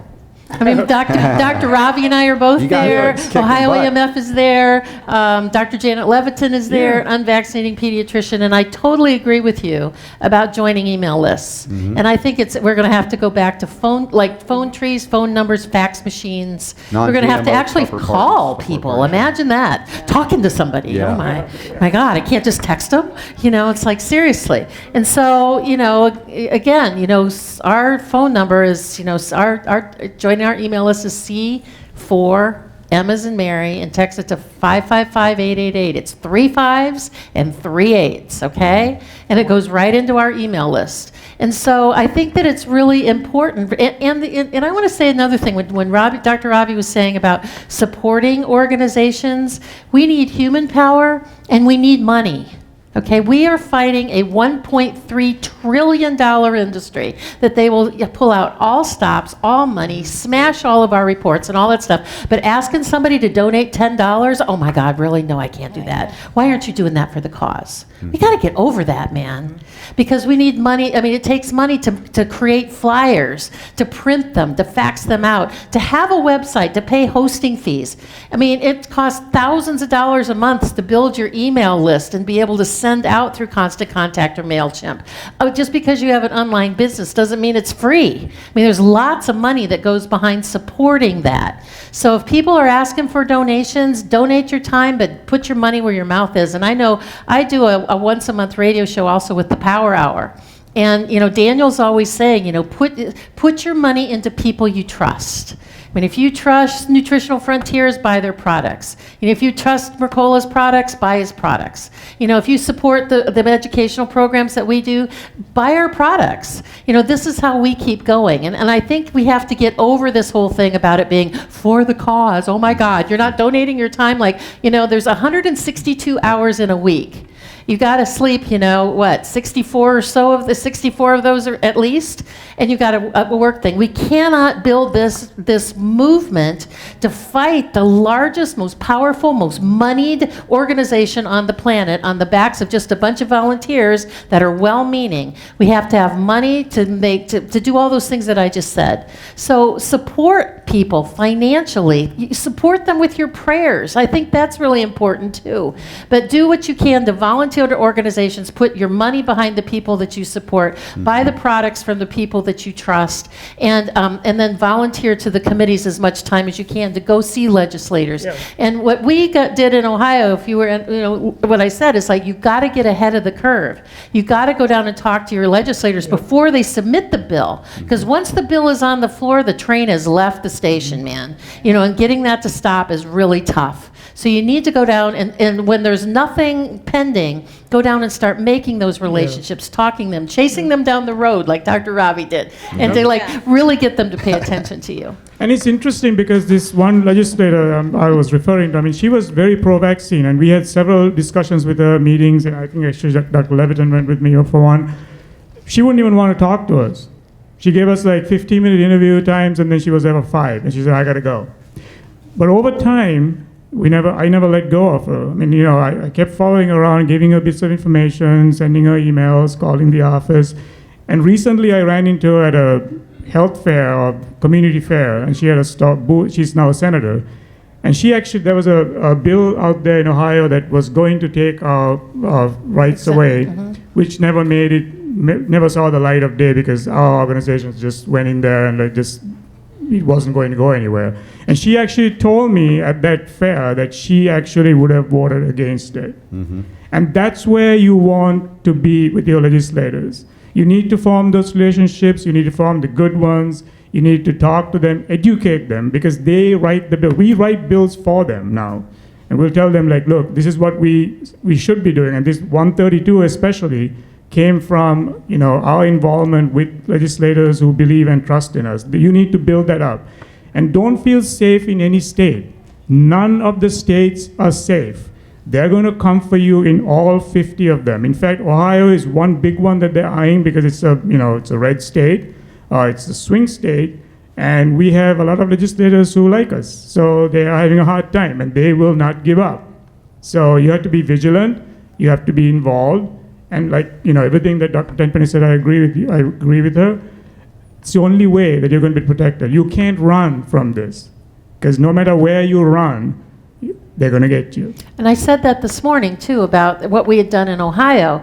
We won that battle, but we didn't win the war. Right. You still have to keep on and being persistent. And if you lose your battle, that doesn't mean to give up. That doesn't mean to say, oh, well, that didn't work. I guess I'm not going to do that anymore. It really, you have to look at this. This is the long haul, man. It is long. And I had somebody ask me this morning after my talk, they said, do you think there's any hope? Yes. We're powerful more than what we can even imagine. We're powerful. And as long as you're on this side of the grass, there's hope. You are the hope. Every one of you in here. You have to do your part. That's what we need to do to get this moving and to win. Go ahead, Erin.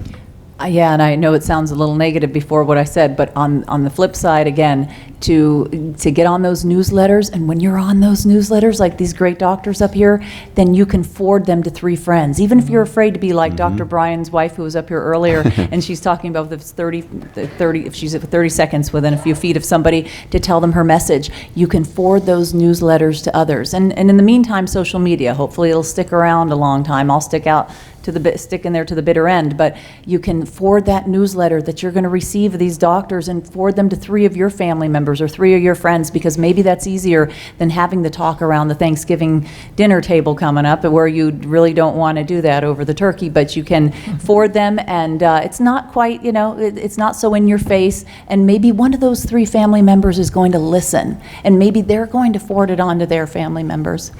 And that's how we're going to make the difference. Beautiful.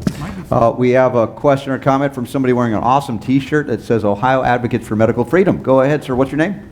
Benjamin Blondin. I just want to thank everybody for their vigilance. I just wanted to speak to chasing down your legislatures, because I currently am doing it right now with my representative, District 6, Phil Robinson. He has been blackballing me to try to get a meeting for the past month and a half. I got my local village involved with the council for them to try to get me a seat at the table, and that didn't even work. So just want to say stay vigilant. Thank you.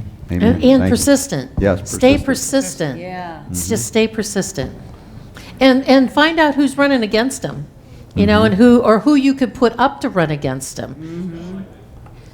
He just got He elected. just got Okay. elected? Yeah.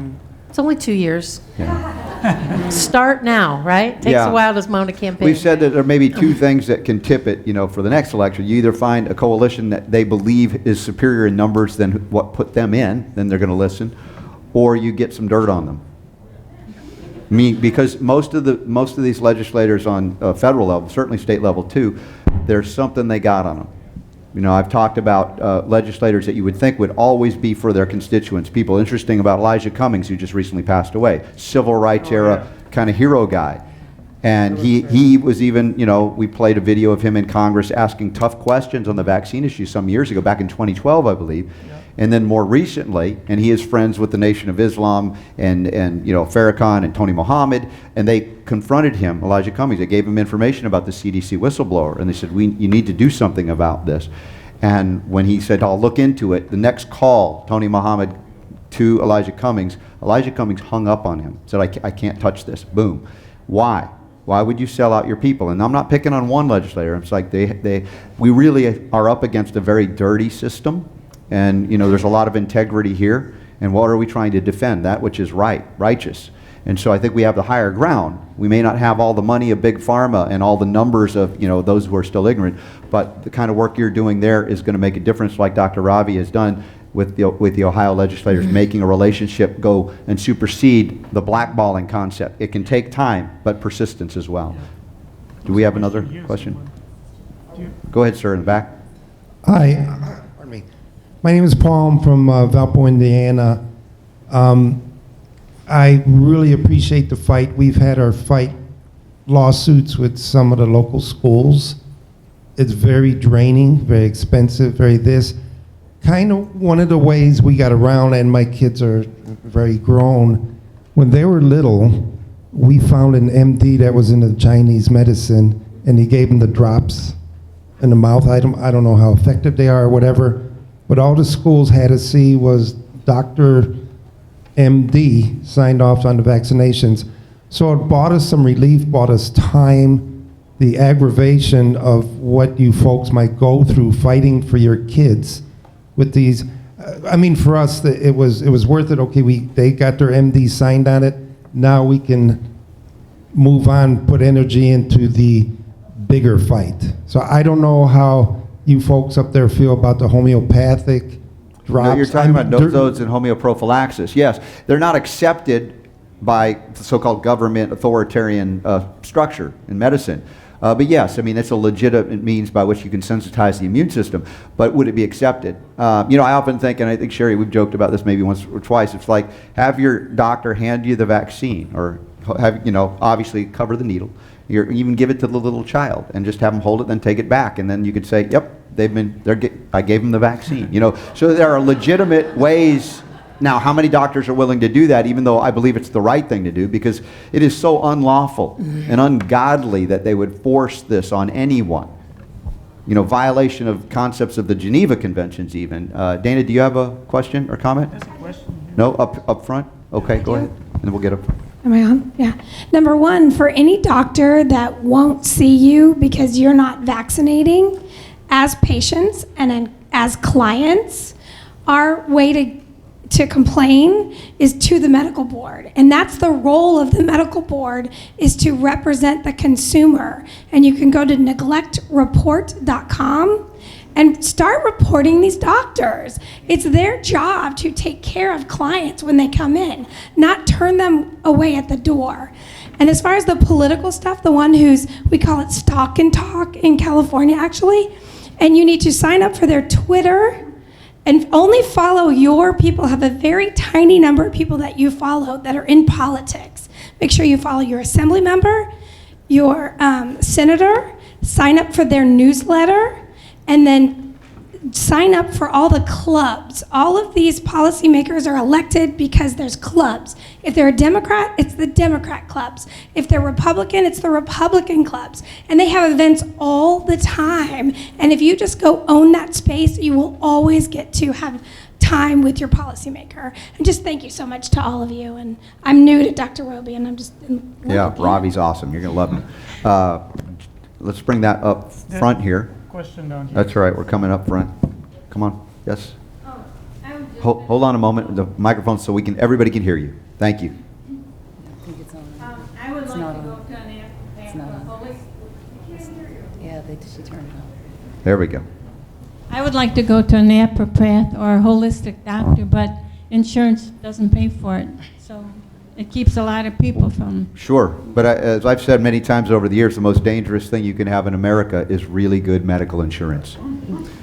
Because it will cover only the things that will harm you ultimately, misdiagnose you, and put you on treatments that you don't need for diseases that you don't have. So we've got to step out of that framework. Yes, Jeffrey? You know, I'm very interested in not being able to meet with the representative, and from a public relations point of view, you can work that and to your advantage. Have big meetings with an empty chair, have signs about what he refuses to see. You can play that role and make it way advantageous, far more advantageous than actually having a meeting. And there's also, you know, I'm just talking strategy here. I don't take a position from my institute on anything but GMOs and Roundup, and that's what we do so that we can be appeal to everyone. But I really am into strategy. Yes. And so one thing that I find I'm questioning is, I saw earlier on a slide that African American community was more susceptible to certain side effects. Has that ever been an issue? Because if you can combine it with a civil rights issue, then you can get the meeting, because it's like that becomes a whole nother overlay, and you have a whole structure that might be able to run with that. And if you look for those kind of associations, again, I'm not taking a position, Robert, but I love the strategy. But I've been trying to get vaxxed to Candace Owens for 2 years. Because, you know, what the thing is, for those of you that may not know, is that what the Vax movie is all about is that the MMR, the mumps portion of the MMR vaccine increases the risk of autism in African American boys. So if we could get it to someone in the black community with a very large following and very highly respected and doesn't mind being controversial, to get that to somebody at that level to make those sort of commentations. If any of you have people that you can introduce to get that Vax movie to her, please let me know. If you could get it to Ben Carson, that's great.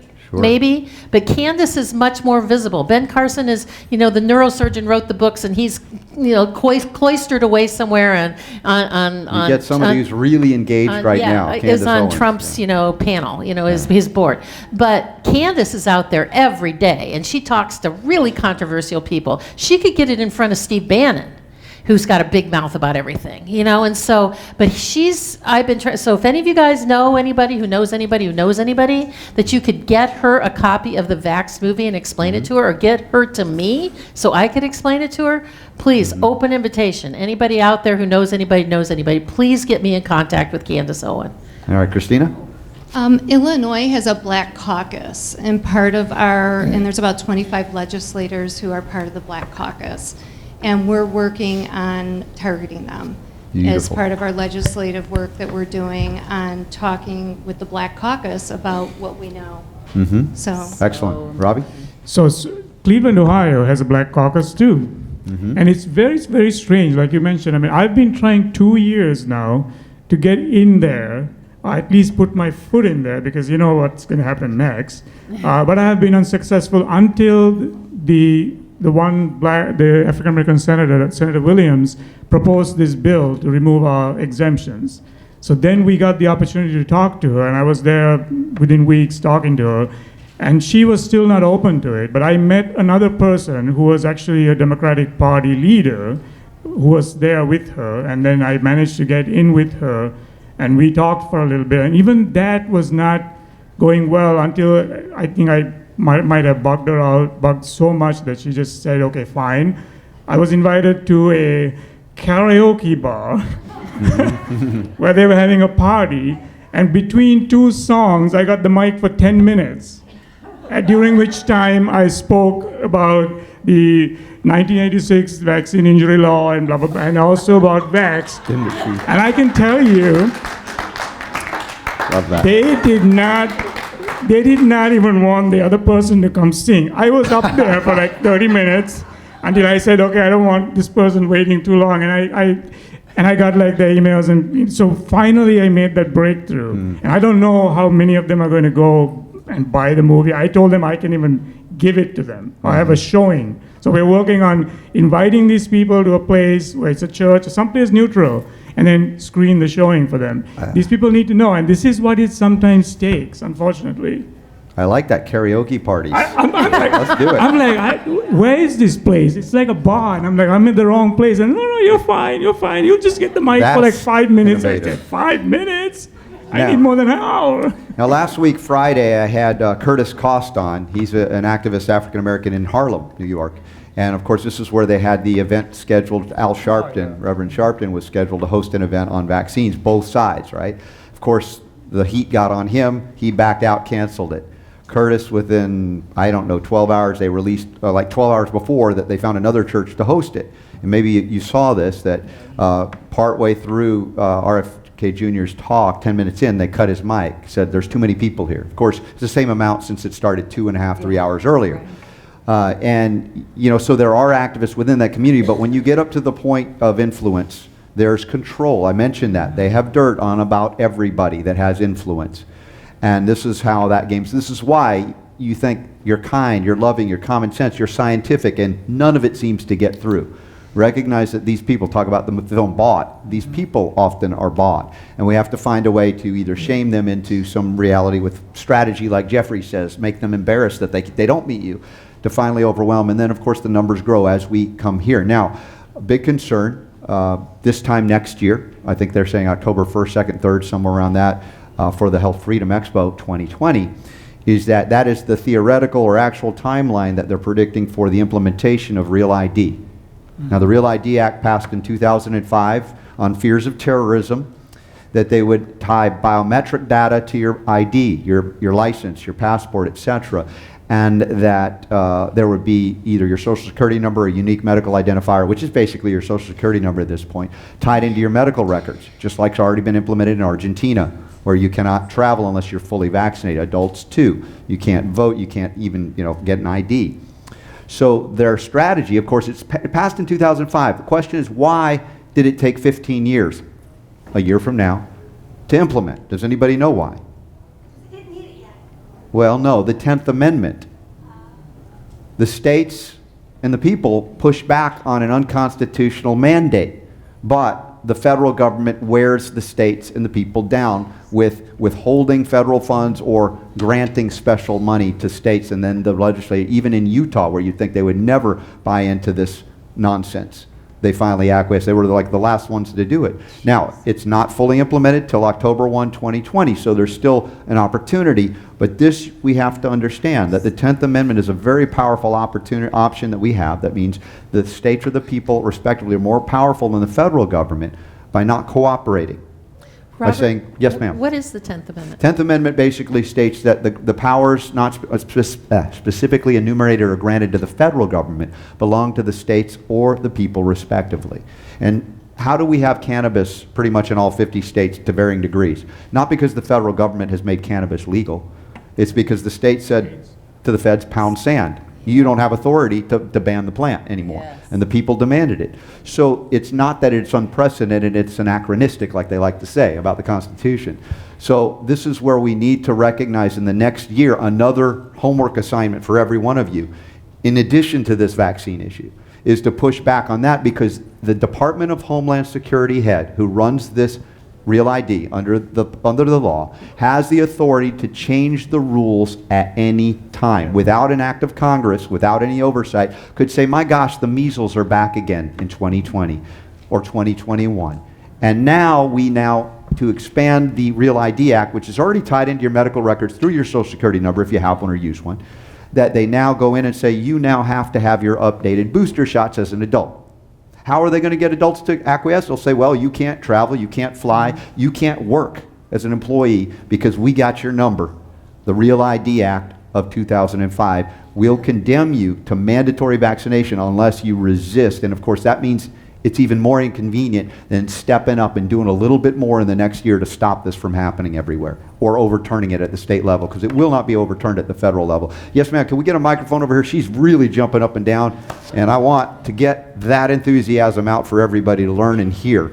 And I thank you for being here. Tell us your name and where you're from. Here comes the microphone, if you don't mind. Grab the microphone so we can hear you. And in between getting Yes, that go ahead. microphone up there, if everybody hasn't read it ever, or hasn't read it in a really long time, pull out 1984 and dust it off and read it. Yeah, it's a rule book, guidebook. Rule out, Yeah, bring out Fahrenheit Anything else? 451 and reread it. yeah, If you need something to get inspired to know what you don't want, that's the guidebook. yes.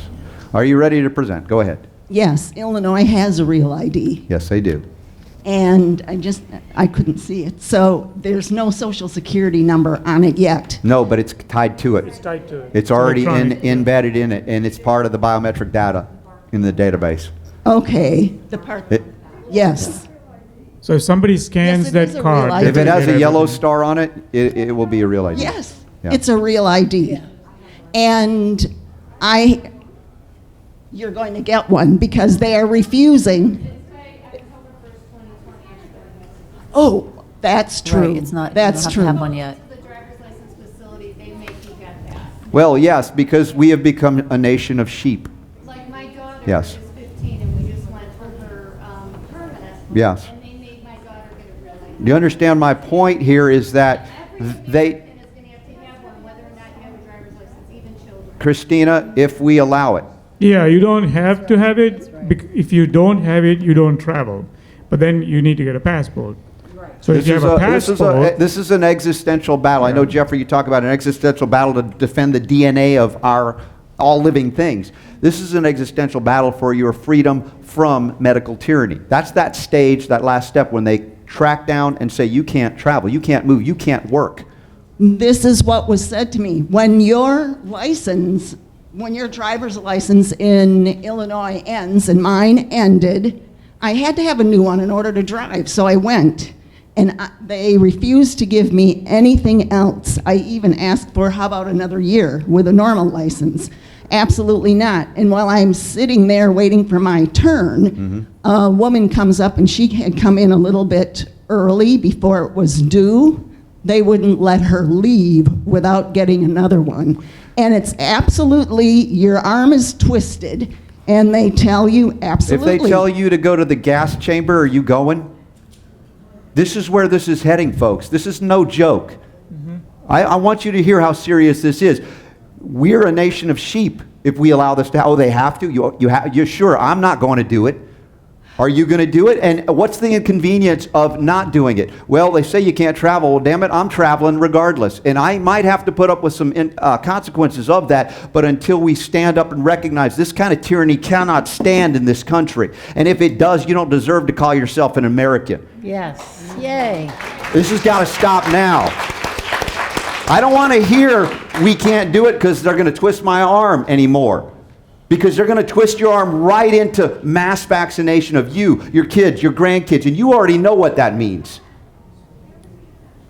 This is no time to be, I better get along. There's a certain point where you have to stand your ground. I'm sorry, go ahead. And I knew nothing about real ID in advance. No. I knew absolutely nothing. That's the way they want it. Exactly. So I didn't even know what I was getting into. You're not listening to the Robert Scott Bell Show, are you? You would have known about this years ago. You're on my, I do receive. Am I on your list? Yes. Okay. But You got to tune in every day. Listen, it can get pretty intense, but this subject, if we're not thinking for ourselves, think about your kids and grandkids. Are they going to live in medical tyranny, or will freedom be regained and restored? Yes, ma'am. So I'm going to parlay into this commentary that this is an article dated October 24th, 2019. Big Pharma and Microsoft are teaming up in something called the ID 2020 Alliance that will combine vaccinations with implantable microchips to create your digital ID. Yes, ma'am. In combination with that, I've seen recent articles about microchips being put into needles so that you're not just getting whatever the content is within that syringe, but also a microchip so they can start This is not coupling science fiction this anymore, folks. with This is already happening in actually Europe. having This is happening in digital Europe. And then microchips. tie that up with 5G. Yeah, Sure, combine that and with then 5G. that's all Yeah. tied together. Did we have a question or comment back here? We've got a few more minutes left. We're almost out of time, but you guys are fired up now, I can tell. Yeah. And So- remember, if you remember, they already tested this out. Do you remember 2 planes that were quarantined because somebody was sick? How many of you flew in here this weekend? How many saw people sick on planes? Did they quarantine your plane? No, that was a game. So that they played it out, and people fell for it. Nobody said a word. Nobody said this is Fear of the unconstitutional. germ, we go back to that, right? Yeah. Germ theory. Go ahead, ma'am. Hello, this is just in response to the Real ID lady. I did not get the Real ID star. I did in May renew my driver's license. I was told I could get if I get a new passport, I would be able to travel with that instead of the Real ID in Illinois. Yeah. So that might be an option to at least stave it off Does for right anybody now. find it interesting and a little creepy that it's a yellow or gold star Yes. on that ID? Yes. They're right out there telling us what they're going to do to us, and yet we continue to just get along, to go along. Can't rock the boat. Don't you feel that even when it's time to renew the passport, they're going to impose? Yes, they are imposing that on the passports as well, yes. Correct, you're buying You're time. buying time. And what's going to be in the new passport microchip after that time, you don't even want to know about. Mhm. But if you get your new passport now, that buys you 10 years. It'll buy you 10 years. Get your new passport and then fight. Yes, exactly. Yeah. Exactly. Well, I want everybody to know about the 10th Amendment Center, 10thamendmentcenter.com, and they're doing great work, and they're focusing on localism. I will also, what shall I say? What did our founding fathers warn us against? Going to sleep in defense of liberty. And what happened? Centralizing power. They warned us. If government was made so small, no one would be interested in buying it. They couldn't implement any of this. And I get the concept of term limits we heard earlier, but again, you put these people in where they're not even in control because there's an oligarchy, as Jonathan Emord has very carefully laid out in history how we got here. That is unlimited power, all 3 branches of government combined into one. And until and unless we are willing to reduce the size and scope of government, as our founders warned us, to the point where no one would be interested in buying it, there will always be buyers, and those buyers are the ones who have the most money and the most to lose by not having a monopoly over anything. And Peter Glidden talked extensively about the monopoly of medicine and the lobbying efforts done to our government on the federal and state level, dwarfed by pharmaceutical interests. Even the military-industrial complex doesn't lobby that heavily. Nobody, even big oil doesn't. And RFK Jr. acknowledges that. So part of the goal and role is, as an American, if you understand the history and what our founders warned us as, centralized and large bureaucracies are always they will always be corrupted. They will always be purchased. You make it small enough where no one's interested in buying it. How do you do that? It isn't about throwing new bums in. It's about withdrawing consent, withdrawing the power. They get their consent from you. They get your power from you. They get your money from you. And everything you give them, guess what? They use against you. How is it right to empower your captors? Those who are putting you into a wider fence at first and narrowing it down, giving you stars of David to wear, numbers to be stamped with. How is it right, lawful? They can call it legal, and what you're doing illegal if you don't. But if you don't recognize history repeating itself or rhyming, then you're not awake yet. You're here, and I think you recognize this. It's a daunting thing to be aware of and awake to, because we're in an environment where, oh man, we got 100,000 channels on TV to watch or download, right? We got plenty of distractions. Question is, how much do you value liberty? If not for you, then for your next generation. Yes, ma'am. I remember in history class. History, yes. One of the tools of rebellion was boycott. Can we boycott Facebook? Can we boycott medical establishment? Yes. Sure. I mean, that's one of the oldest strategies that the people had was boycott. We've lost America. We've lost the ability to raise hell, ruckus. Yeah. We don't. You see it in Spain, in Italy, in Europe. They know how to protest. Yeah. And I'm not into necessarily doing that because there's some danger involved physically to your, but at a certain point, if you don't stop it in some way, shape, or form, and I'll also say this, please, I'm not telling you what to do. I would never do that, but I would ask you to pray and get good with your Creator, get connected to Spirit, let it communicate to you the path. Because I think we're here at this time for a reason. You all are here for a reason, and yes, it's about the vaccines, yes, it's about the GMOs and all of these things, but if we do not have the freedom to move about the Earth cabin, much less the American cabin, without IDs, let me see your papers, how do we salvage anything else, right? Now, of course, we need our health, we need to be strong, we need to have that facility or faculty to go about to do what may be necessary that you're called to do. But what you're called to do will be different than what I'm called to do and what Erin and Dr. Ravi and Sherri, but it may be very much in line with all of what we're doing, but what you're doing is going to be what you're doing, and it's going to be right. But pay attention, listen, pray, and get quiet, and listen to those messages. We are about out of time. I so much apologize. Sherri, how do people find out about you? I already told them, right? You already did. Dr. Ravi? C4M, Yeah. 555-8888. Please get on our list. Please go to coursesformastery.com. Courses, the plural, the number 4, mastery.com.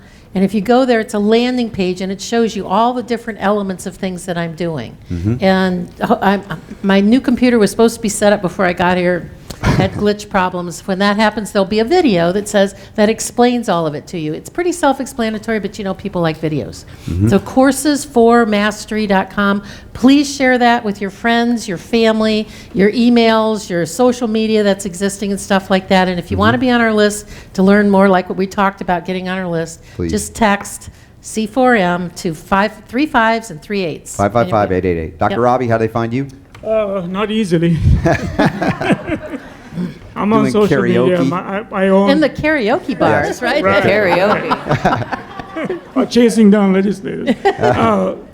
So I own my business, Duno Farm Naturopathy, PHARM. You can look for me on social media. Okay. Email address is dunofarmnaturopathy@gmail.com.